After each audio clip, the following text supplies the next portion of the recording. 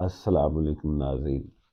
امریکہ دنیا میں موٹاپا کے اعتبار سے پہلے نمبر پر ہے اور پاکستان موٹاپا کے اعتبار سے دنیا میں 8ویں نمبر پر موجود ہے۔ امریکن لائف سٹائل اس طرح کا ہے کہ موٹاپا سے چھٹکارا انسانوں کے لیے ممکن نہیں۔ یقیناً جدید طرز زندگی نے انسان کی زندگی میں سہولیات تو پیدا کی ہیں، لیکن اس کے ساتھ ساتھ ایسی بیماریاں بھی اس کو تحفہ میں دی ہیں جو اس کے لیے مہلک ثابت ہوتی ہیں۔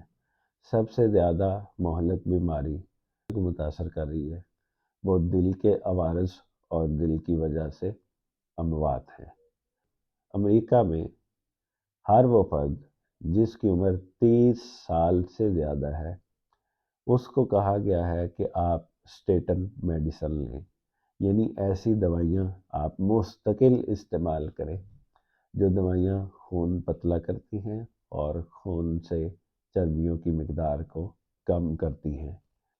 اسی تناظر میں پاکستانی معاشرے کے دوستوں سے گزارش کرنا چاہتا ہوں کہ جو لوگ پرہیز نہیں کر پاتے ان کے لیے یہ ضروری ہے کہ وہ ادویات مستقل استعمال کریں۔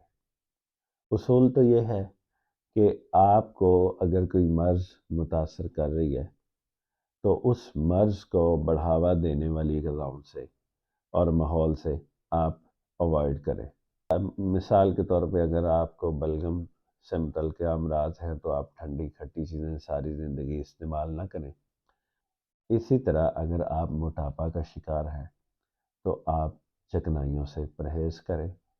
اسی طرح اور بھی اگر آپ کو کوئی ایسی بیماری ہے جس کا تعلق اس بات سے ہے کہ آپ پرہیز کریں گے تو آپ کو افاقہ رہے گا اور آپ کو بیماری آنے کے اور غلبہ پانے کے امکانات کم ہو جائیں گے۔ لیکن ایسے بھی مریض دیکھے گئے کہ وہ ادویات بھی کھاتے ہیں اور پرہیز بھی نہیں کرتے۔ میرے مشاہدہ میں استھما کے ایسے بہت سے مریض ہیں جو دوا بھی کھاتے رہتے ہیں اور ساتھ میں بد پرہیزی بھی کرتے رہتے ہیں، یعنی ہر چیز کھاتے پیتے بھی ہیں اور اوپر سے دوا لے لیتے ہیں۔ دوا سے ان کو عارضی افاقہ ہوتا ہے۔ ایسے مریضوں کو ایک وقت ایسا بھی سامنا کرنا پڑتا ہے جب دوائیوں کے خلاف باڈی میں ریزسٹنس پیدا ہو جاتا ہے، دوائیاں فائدہ نہیں کرتی اور بیماری جو ہے وہ شدت اختیار کر دیتی ہے اور وہ مہلک ثابت ہوتی ہے۔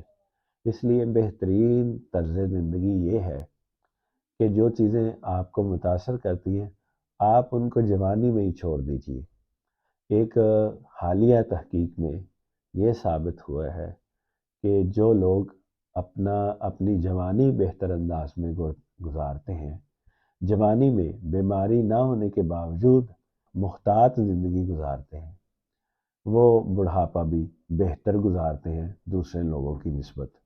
ایک حالیہ تحقیق میں یہ بھی حقائق سامنے آئے ہیں کہ وہ لوگ جنہوں نے اپنی زندگی میں جوانی میں زیادہ پانی استعمال کیا تھا وہ ان لوگوں کی نسبت جنہوں نے پانی کا استعمال کم کیا ہے بڑھاپے میں زیادہ صحت مند ثابت ہوئے ہیں۔ السلام علیکم۔